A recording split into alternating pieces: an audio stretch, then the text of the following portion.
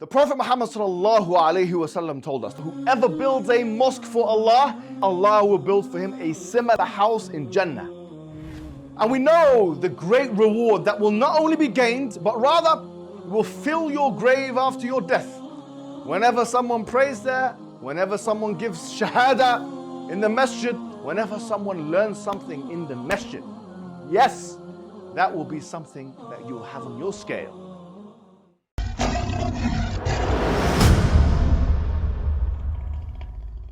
Assalamu alaikum wa rahmatullahi wa barakatuh. How are you guys doing? I'm here with the one and only, the champ, 𝙒𝙤𝙤𝙤𝙤. You were thinking what joke I can insert here. Why would I need to insert a joke when I've got you manifesting? I walked into that one, innit?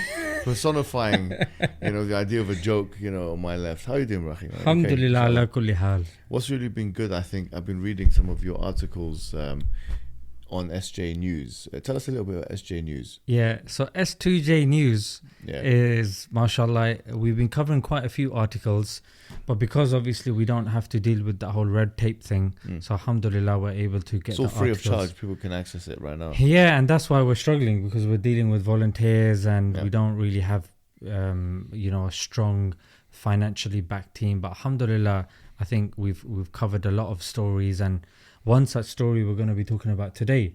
Yeah. However, before that, there's obviously news coming out of what's going on in New Orleans. Yeah. So what are your thoughts about that? Yeah, well, I mean, definitely we're all waiting to see, because we've had a few incidents in the past where, people have come out and we don't know exactly what their identity or motives are. And I think a lot of people who are more mature in the game now are waiting to see exactly what transpires in terms of this person's motives, etc. But what suffice it for me to say is this: it's not inconceivable that there is an Islamic terrorist. That's not an inconceivable thing. There have been many Islamic terrorists in the course of history. We don't deny that. We don't deny that, and in fact we condemn that. And I feel like if there are two extremes in dealing with people who are Muslims who come out and do things in the name of Islam, which may be negative or wrong. One of them is to completely deny it, and one of them is to accept that the reason for it is Islam. These are two extremes. In this case, we're not really sure, but suffice it for me to say is that takfirism and ISIS ideology and stuff like that, we've consistently disavowed, and we've challenged head on. And in fact, I think that now it's become quite unfashionable. I'm surprised if this does turn out to be what it is, which there's a big question mark on it, let's be honest, because this man was part of the military. He was part of the military for 10 years. We've seen his LinkedIn profile.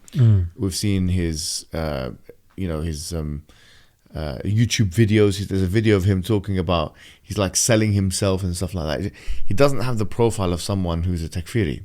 And he couldn't have been radicalized, as one could argue, in that short space of time. In fact, some people are coming out in the communities in Texas and saying, we don't even know this guy. He didn't come to the mosque or anything like that. So, look, there's an argument to be made either way. We're waiting to see exactly what transpires. But whatever this man is, we disavow him. And of course, to the families that are suffering during this time, who have lost people, obviously our condolences go out to you. Yes. And our thoughts go out to you as well. Yeah. I mean, no one should be going through this, especially during times of, let's face it, the new year, where people are looking towards the future and things like this happen. So it's obviously never good news. But one thing that's very interesting is whenever something happens pertaining somebody remotely linked with Islam, the Islamic element is not only emphasized, but there is a dedicated label called Islamism, which I don't think any of us are okay with, that we've given the green flag to. Islamism, as if there's such thing as Judaism-ism or Christianity-ism or Hinduism-ism. There's nothing like that pertaining other faiths and other beliefs and other ideologies. However, Islam is the only one that has a term that somehow brings every person that identifies with Islam to the fore. And you can argue that, or you usually say Islamism is some kind of political government of Islam, but why? Why include the word Islam in there? Yeah, because a broader term is theocracy, right? And obviously that's used in they call it Christian theocracies or Jewish theocracies or Islamic theocracies.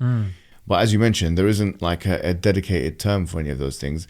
Notwithstanding the fact that there have been historical examples of all of those things. There have been examples of Christian states that have been governed by politics, in the Christian politics, or there have been Jewish states that have been governed by Jewish politics. So I agree with your sentiment. I think that there's definitely an emphasis, and a reductive emphasis at that, with these things. And you know what? I'll give you a case study of this. It's a story that, again, we covered on s2jnews.com, and this is with regards to a Jewish group in Guatemala that were caught doing, just imagine the most abhorrent crimes you can think of. What are these?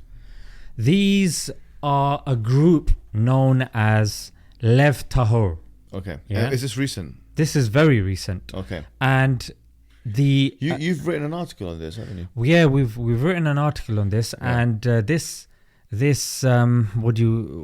operation it consisted of 480 personnel, from psychologists to law enforcement. Really? It was a big operation. It's massive. It's the biggest that I've heard. So you've got these people that are, how many did you say? 400 and something? 480 personnel were needed to do this. What was this thing, what they were doing? So they went in and they had to take out 160 children. Really? 40 women. Wow. And you know what they found? They found child abuse, rape, forced marriage, human trafficking, and they found buried bodies of minors because they weren't using the Is this a Jewish graveyards. group you're saying? You said This is a Jewish group. Jewish group. It's a Jewish group. So isn't this interesting that you've got in the same week, where there's an quote unquote, right, Islamist attack in New Orleans, and a shameful one at that, if that is what that was. There was a terrorist attack. We're still waiting to see exactly what happened. But in the same week that happened, you have this operation of tremendous proportions, which has been underreported by the mainstream media. In fact, before this, we started this video, I was looking at a news report, and someone was talking about, the woman was saying, she was pussyfooting around the idea of using like Jewish. Maybe we can put that in. Let's see the book.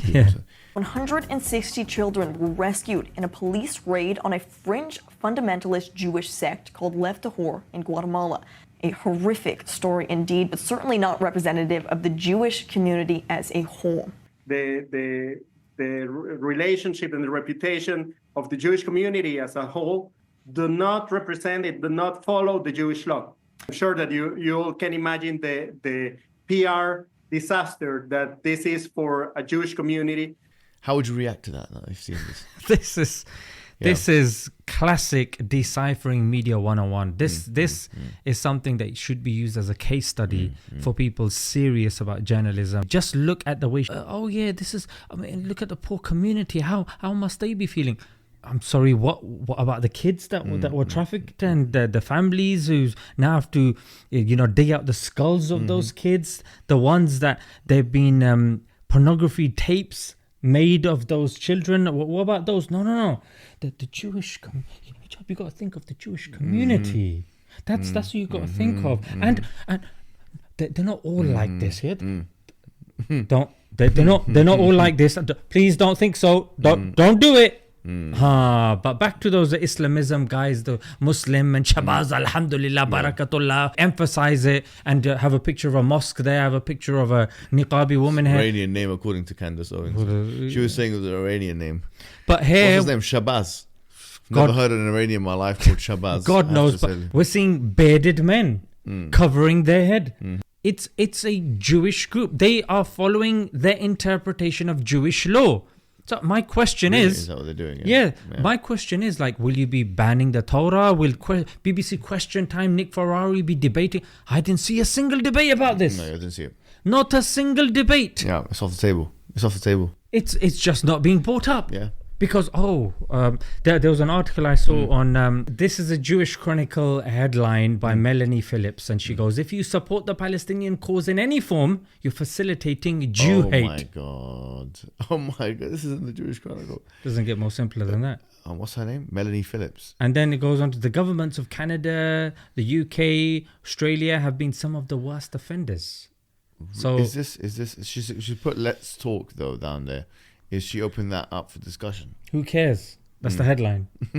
That's in bold. And she's thinking like, what else can I label as anti-Semitism? But this is the problem. So anyone who comes out saying this, that's the Palestinian cause. Imagine if you're talking about the Torah, you're talking about the Talmud, you're talking about the sort of stuff that's written in there.